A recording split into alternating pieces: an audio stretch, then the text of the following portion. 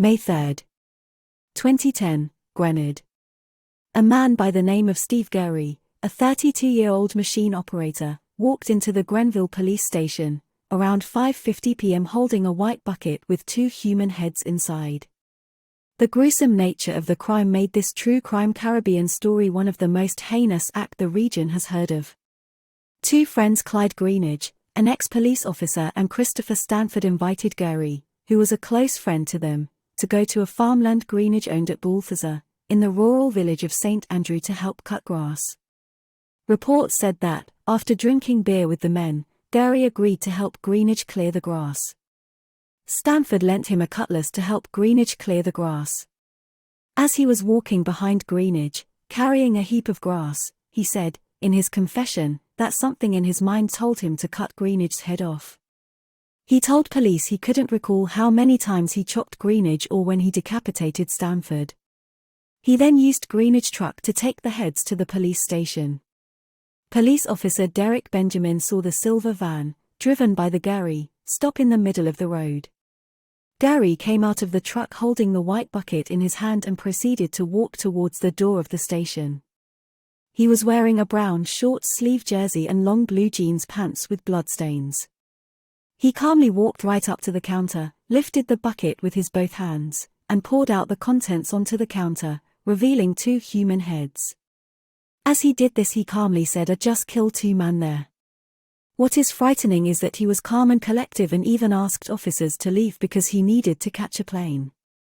Stanford and Greenidge bodies were found covered in grass a couple of feet away from each other on the Greenidge's farmland. May 4, Gurrie was taken to the Mount Gay Mental Hospital where he was diagnosed with paranoid schizophrenia. He appeared before the Grenville Magistrates Court, in the east of the country, charged with 2 counts of first-degree murder. During police interrogation he said, "Officer, all I know, I kill them." He pleaded guilty to the charges. During the trial there were around 3 reports to show Gurrie was suffering from paranoid schizophrenia. In one of the report, Gurrie said he had been hearing the voices for some time and tried to drown them by drinking excessively. It was also noted that he was aware that he was killing the men. Despite his actions, Gurrie was described as a loving, kind, quiet and caring individual. He was also described as helpful and someone who had no difficulty in living in his community. Everyone that testified expressed disbelief that he was capable of such gruesome acts. Throughout the trial, Gurrie expressed remorse for what he had done.